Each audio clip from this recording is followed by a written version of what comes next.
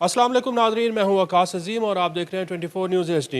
नाजरीन, हुकूमत Pakistan construction industry के एक मराठी पैकेज के ऊपर काम कर रही है और गुज़िश्ता हफ्ते के दौरान वज़ीर आज़म शहबाज शरीफ ने यह ज़िम्मेदारी वफाकी वज़ीर इक़्तिसादी उमूर डिवीज़न अहद चीमा के स्पुर्द कर दी है और उनको ये कहा गया है कि property sector, real estate sector के ऊपर जो टैक्सेस लगाए गए हैं इनको किस तरह मज़ीद कम किया जा सकता है, ख़ास तौर पर विद होल्डिंग टैक्सेस को, और साथ ही साथ जो लोग अपनी पहले मकान ख़रीदना चाहते हैं या फिर घर बनाना चाहते हैं उनको किस तरह हुकूमत पाकिस्तान जो है आसान शराइत के ऊपर कर्ज़े दे सकती है मॉर्टगेज के हवाले से।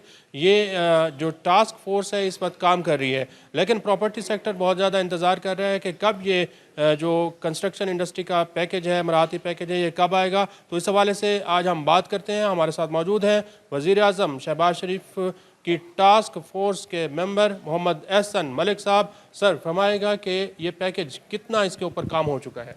बिस्मिल्लाहिर्रहमानिर्रहीम। वकास, इस पे काफ़ी हद तक काम हो चुका है। जो लास्ट मीटिंग थी उसमें प्राइम मिनिस्टर ने 2-3 चीज़ें ऐड ऑन करवाई, जैसे आपने जिक्र किया कि एक तो मॉर्टगेजेस के ऊपर काम हो और लोगों को आसान शराइत पे घरों के लिए कर्जा मिले, कंस्ट्रक्शन के लिए कर्जा मिले लॉन्ग पीरियड के लिए, 5-10 साल, 15 साल, 20 साल के लिए। प्लस जो इसके अलावा आर्किटेक्ट, ड्राफ्टमैन, जितने भी लोग कंस्ट्रक्शन से रिलेटेड हैं, लेबर है, उनको रोज़गार मिले, उसके लिए मज़ीद आसानियां पैदा की जाएं।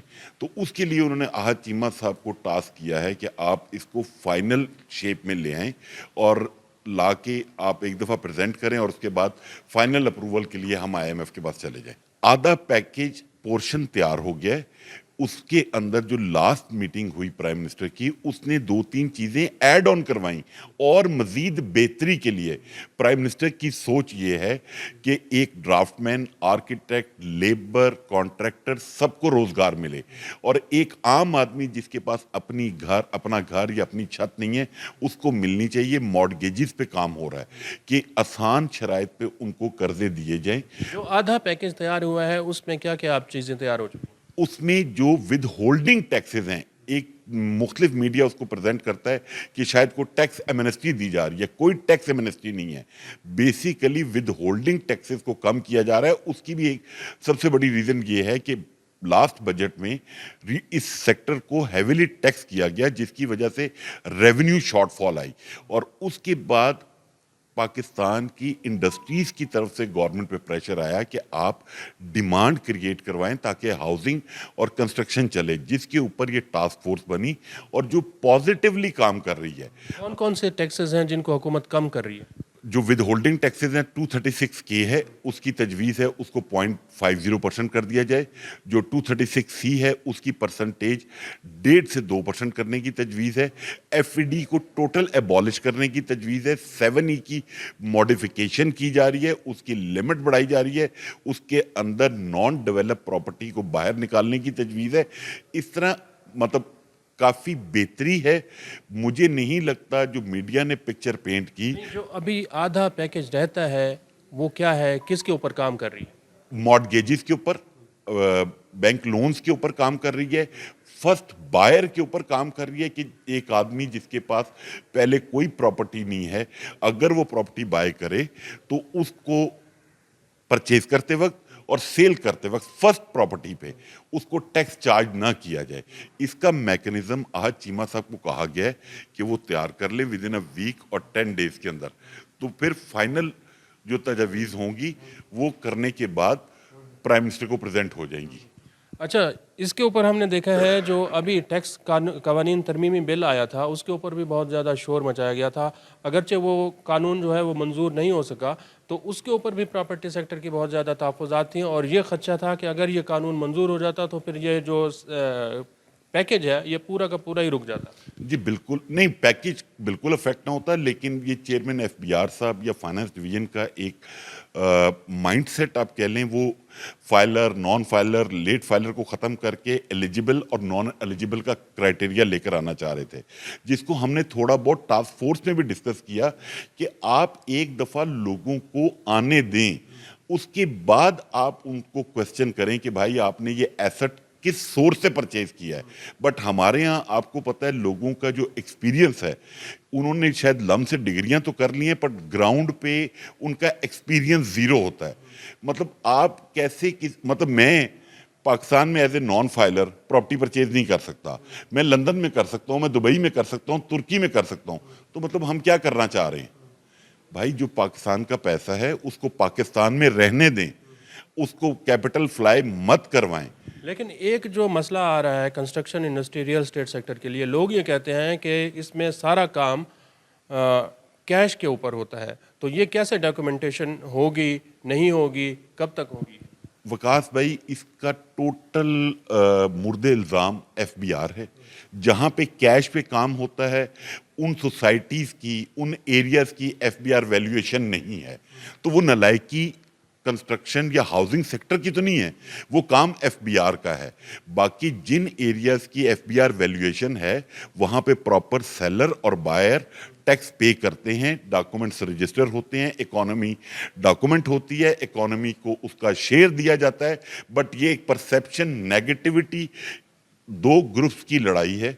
लेकिन अगर किसी भी शहर में अगर फ़र्ज़ किया कोई भी बंदा 2 करोड़ का प्लॉट या मकान ख़रीदने जाता है तो ज़्यादातर उसके पास पैसे कैश में होते हैं, तो एफबीआर ये पूछता है कि आपने ये पैसा कहाँ से लिया है। ये रवैया ठीक है? नहीं, बात ये है, मैंने आपसे कहा ये इन्वेस्टमेंट उन जगहों पे हो रही है कैश की जहां पे एफबीआर वैल्यू नहीं है।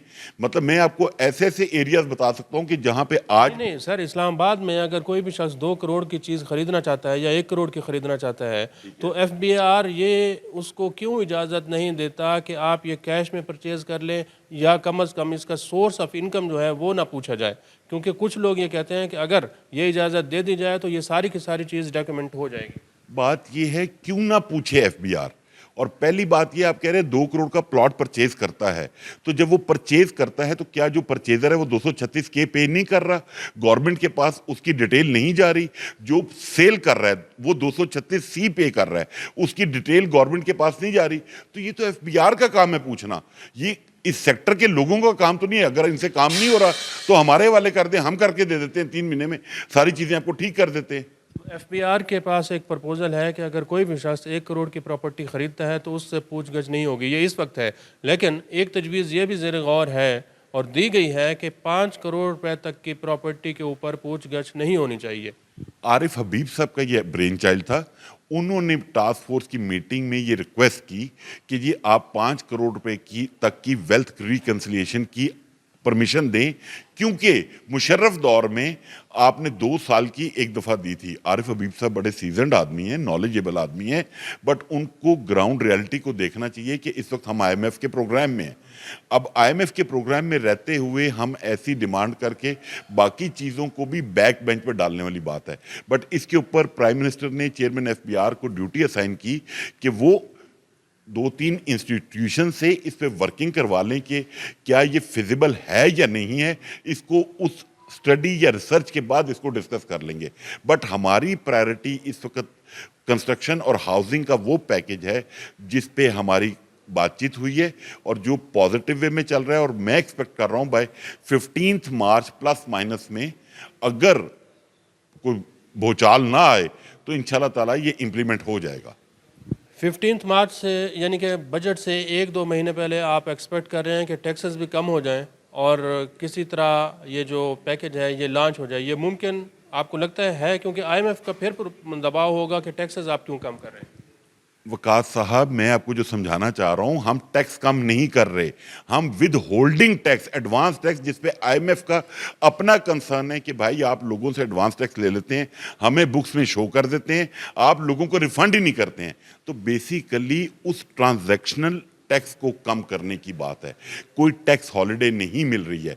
मेरे ही पैसे हैं जो मुझसे आप एडवांस में लेते हैं और जो आपने मुझे वापस करने होते हैं, उसकी जगह हम साल के बाद जो सीजीटी पे करते हैं सेल के वक्त 15% जो पैरेलल तमाम तबकाती निज़ाम के साथ है, जो इस बजट में हुआ, वो आपने पे करना है। हम उसको तो टच ही नहीं कर रहे। हमने उसके ऊपर तो कोई डिमांड ही नहीं की है कि आईएमएफ उस पर ऑब्जेक्शन कर पाए। तो कुछ लोग ये भी कहते हैं कि जो प्रॉपर्टी सेक्टर है इसमें बहुत ज़्यादा ब्लैक इकोनॉमी है या काला धन है जिसको ये वाइट कर लेते हैं। ये परसेप्शन किस हद तक? मैं इसको सिर्फ इस हद तक दुरुस्त मानता हूँ कि ये एक सोच है जो जानबूझ के परसेप्शन बिल्ड किया जाता है।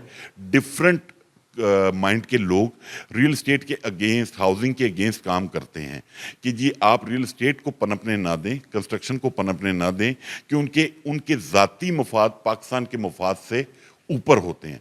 बाकी जहाँ तक रही बात ब्लैक मनी की, काला धन की, तो ये 14 एजेंसियां मुल्क में सो रही हैं। इनको नहीं पता किसके पास है किसके पास नहीं है, पकड़े। आजकल तो वैसे ही एफआईए बड़ी एफिशिएंट हुई हुई है, कराची में डिफरेंट लोगों को पकड़ रही है कि भाई आपने ये ट्रांजैक्शन की, आपने ये पैसे बाहर भिजवाए। तो भाई ये पहले भी काम कर लेते आपने हमेशा उस वक्त काम करना होता है जब पानी ऊपर से गुजर रहा होता है। एहसन मलिक साहब, आपका बहुत बहुत शुक्रिया। तो हम ये तवक्को कर रहे हैं कि जो प्रॉपर्टी सेक्टर के लिए पैकेज है ये 15 मार्च या कम अज़ कम यकम अप्रैल तक आया जाएगा। हुकूमत इसमें संजीदा है। हुकूमत कोई प्रॉपर्टी सेक्टर को सुहाने ख्वाब नहीं दिखा रही, ना कोई लॉलीपॉप दे रही है। हुकूमत संजीदगी के साथ इस पैकेज के ऊपर काम कर रही है। और जैसा कि अब प्रॉपर्टी सेक्टर के जो अंदर के लोग हैं जो डेली ये बताते हैं कि बूम आएगा 2025 में, इस पैकेज के बाद देखना यह है कि वाकई में प्रॉपर्टी सेक्टर में बूम आता है या फिर नहीं।